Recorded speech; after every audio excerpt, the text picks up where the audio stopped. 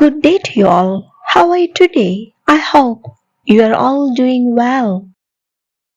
Let's thank God for this fantastic day. மரத்தடி நிழலில் ஆங்கில இலக்கண குறிப்புகள். Grammar tips under the shade of the tree. 50 days. ஏன் மரத்தடி நிழல் என்று யோசிக்கிறீர்களா? Yes.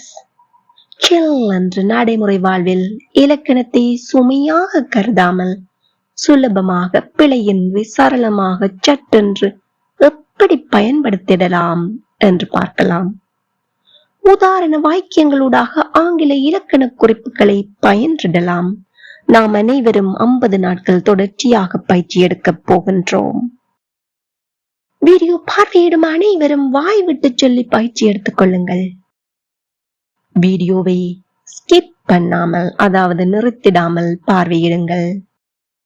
இதே போல பயனுள்ள வீடியோக்களை பார்வையிட இன்னும் சேனலை சப்ஸ்கிரைப் பண்ணாமல் பார்வையிடுகின்றீர்களாயின் இப்பவே சப்ஸ்கிரைப் பண்ணிக்கொள்ளுங்கள்.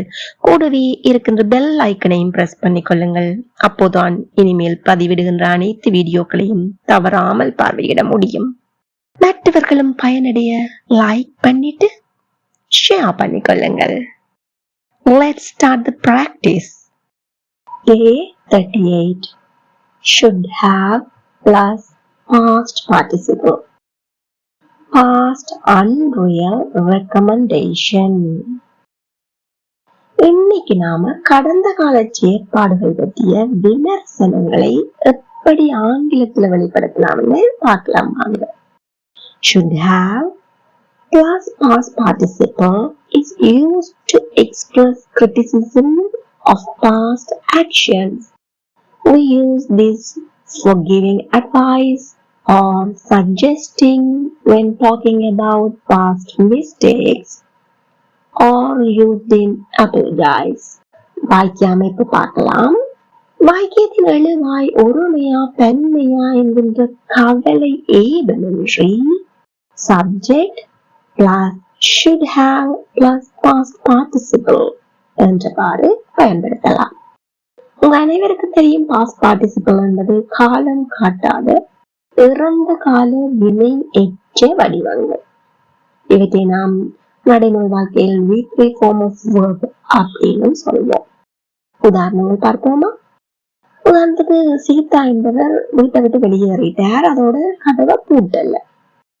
அவ வீட்டை திரும்பி வரும்போது யாரோ பணத்தை திருடி சென்றிருந்ததை கண்டறிந்தார். இந்த கடந்த கால செயற்பாடு தொடர்பான விமர்சனம் நாம எவ்வாறு சொல்லலாம் அப்படின்னு பார்த்தோம். அவங்களுடன் என்ன தோன்றும்? அவர் கதவை பூட்டி இருந்திருக்க வேண்டும் அப்படின்னு தோன்றும். அவர் கதவை பூட்டி இருக்க வேண்டும். Did she lock the door? கதவை பூட்டினாளா? No. Was it a good idea to lock the door? கதவை பூட்டுதல் என்கின்ற செயல்பாடு ஒரு நல்ல யோசனையாக இருந்ததா? Why? Because someone stole her money. யாரோ பணத்தை திருடிட்டாங்க பூட்டாம விட்டதால. Am I criticizing her? நான் குறை சொல்றேனா, விமர்சிக்கிறேனா? Yes. அப்ப இது ஆங்கிலத்துல எப்படி சொல்லலாம்? அவள் she, அது உண்மையா பெண்மையாங்கிற கவலை எதுவுமே எங்களுக்கு இல்லை. லாக்கினுடைய பாஸ்ட் பார்ட்டிசிபிள் வடிவம், அதாவது V3 form என்ன? Very good, locked. She should have locked the door. She should have locked the door. Again, she should have locked the door. She should have locked the door. நீ ஆசிரியர் சொன்னதை கேட்டிருக்க வேண்டும். இப்ப நாங்க இதை சொல்லுவோம், ஆசிரியர் சொன்னதை கேட்காம ஏதாவது ஒரு பிரச்சனை வரையில நாங்க அதை பற்றி விமர்சிப்போம். இப்பயா இல்ல, கடந்த கால செயலை பற்றி விமர்சிக்கிறோம். ஆங்கிலத்துல எதை எப்படி சொல்லலாம்? You should have listened to the teacher. You should have listened to the teacher. Again, you should have listened to the teacher. நீங்க உடனே அங்கு சென்றிருக்க வேண்டும். அதாவது உடனே போயிருக்கல, அப்படி போகாததால ஏதோ தப்பா போச்சு. அப்ப சென்றிருந்தா அதை தவிர்த்திருக்கலாம் என்று இப்ப விமர்சிக்கிறேன். You should have gone there straight away. You should have gone there straight away. எங்கிட்ட சேர்ந்து மீண்டும் சத்தமா சொல்லி பாருங்க, வாய் விட்டு சொல்லணும். You should have gone there straight away. நான் தாமதித்து வந்தவைக்கு மன்னிக்கவும், நான் சீக்கிரமாக விழித்திருக்க வேண்டும். எதனால தாமதிச்சிருக்கிறேன்? லேட்டா எழுந்தினதால. அப்ப நான் சொல்றேன், தாமதிச்சதுக்கு மன்னிச்சு கொள்ளுங்கோ, நான் ஏர்லியா எழும்பி இருக்கணும், சீக்கிரமா எழும்பி இருக்கணும் அப்படின்னு சொல்லி இப்ப அதை பற்றி நினைச்சு மனம் வருந்தி கொள்றேன், மன்னிப்பு கேட்கிறேன். I'm sorry that I'm late. I should have woken up earlier. I'm sorry that I'm late. I should have woken up earlier. Again, I'm sorry that I'm late. I should have woken up earlier. மேலும் உதாரணங்கள் பார்ப்போம். ரொம்ப இலகுவா இருக்கு இல்லையா? நன்றாக விளங்கிக் கொள்ளுங்கள். நான் உன்னையிட்டு மிகவும் கவலைப்படுகிறேன். நீ என்னை அழைத்திருக்க வேண்டும். என்னை அழைக்காததால ஏதோ தப்பா போயிட்டு. அப்போ அழைச்சிருந்தீங்கன்னா நல்லா இருந்திருக்கும் அப்படின்னு சொல்லி இப்ப மனவருத்தத்தை தெரிவிச்சு கொள்றோம். I was so worried about you. You should have called me. I was so worried about you. You should have called me. Again, I was so worried about you. You should have called me. அவள் பரீட்சைக்காக படித்திருக்க வேணும். அவ இப்ப படிக்காததால என்னது, பரீட்சை நல்ல முறையில சித்தி அடைய முடியல. அப்ப அதை விட்டு நாங்க கிரிட்டிசைஸ் பண்றோம். She should have studied for the exam. She should have studied for the exam. Again, she should have studied for the exam. நான் இன்று காலை எனது காப்பியை அருந்தி இருக்க வேணும். இப்ப ரொம்ப டயர்டா இருக்கு, காலையில காப்பிய குடிச்சிட்டு வந்திருந்தா எனக்கு இப்படி டயர்டா இருக்காதே அப்படின்னு நினைச்சு வருத்தப்படுறேன், நினைவர்த்த பட்டுக்கொள்றேன். I should have drunk my coffee this morning. I should have drunk my coffee this morning. Again, I should have drunk my coffee this morning. நான் எனது வாயை மூடி இருந்திருக்க வேண்டும். அதாவது வாயை மூடி என்றது இங்க என்ன, எதிர்த்து பேசி அவைகளோட சத்தம் போட அப்படி வேண்டாம அமைதியா நான் இருந்திருக்கலாமே அப்படின்னு சொல்லி இப்ப அதை பற்றி ஏற்கனவே நடந்து முடிஞ்ச ஒரு செயல்பாட்டத்துக்கு மன விருப்பத்தை தெரிவிக்கிறேன். I should have kept my mouth shut. I should have kept my mouth shut. Again, I should have kept my mouth shut.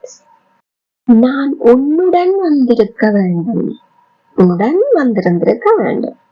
அதாவது இப்ப நான் போயிருந்தா ஏதோ நடந்த கெட்ட சம்பவமோ இல்ல தேவையற்ற சம்பவமோ நடந்திருக்காது அப்படின்னு சொல்லி அதை பற்றி இப்போ நான் வருத்தப்பட்டு கொள்றேன்.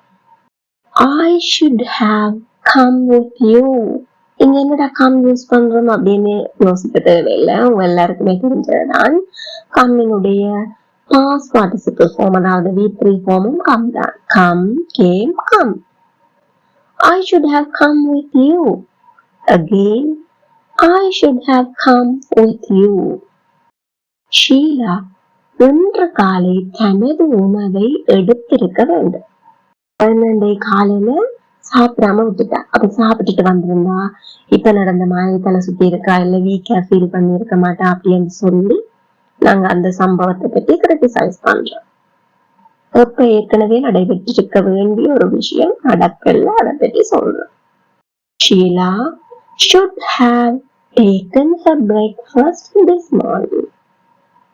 Sheila should have taken her breakfast this morning. உங்க எல்லாருக்கும் இதுவும் தெரிஞ்சிருக்கும் என்று நம்புறேன்.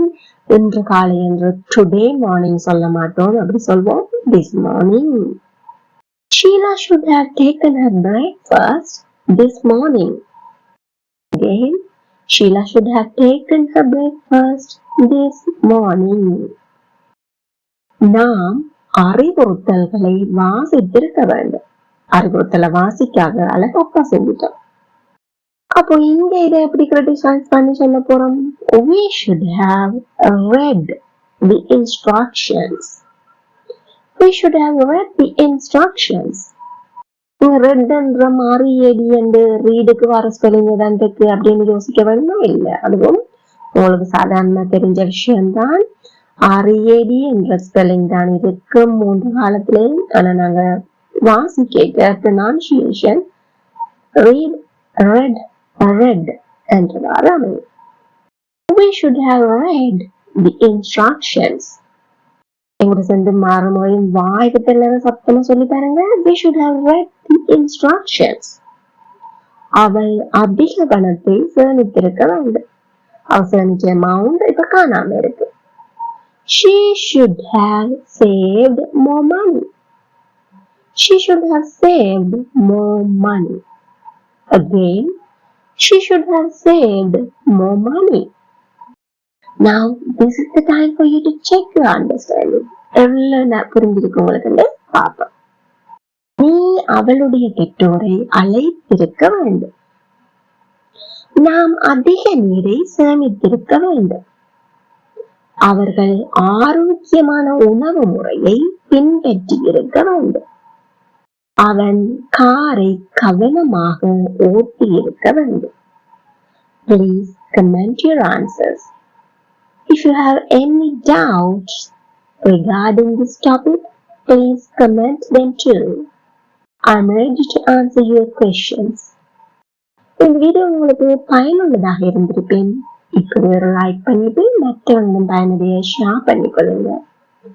இதே போல மேலும் பயனுள்ள வீடியோக்களை பார்வையிட சேனலை subscribe பண்ணிக்கொள்ளுங்கள். Thank you for watching.